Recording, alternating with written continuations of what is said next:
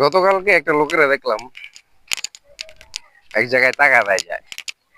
টাকা দেয় যায় বলতে তিনি সুদ খায়, সুদে টাকা দেয় গেছে, গিয়া কইতাছে এই বেড়া আমি নামাজ রোজা করি, রমজান মাস আবি যাবি কত কিছু, আমি কি তোর কাছে সুদের টিয়া লেগে হপায়ামু, নামাজে যামু, আল্লাহর ডাকমু, নামাজ কালাম পড়মু। তো ওই ব্যক্তি বলতেছে, কয় ভাই আপনার সুদের টাকাটা,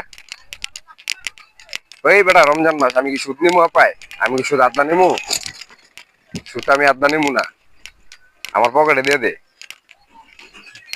তো ওই লোকে মজা হয়ে গেল, রমজান মাস তারপরে সুদ খাওয়া বন্ধ করে নাই, আমার কয় আদনা নিমুনি পকেটে দিয়ে দে।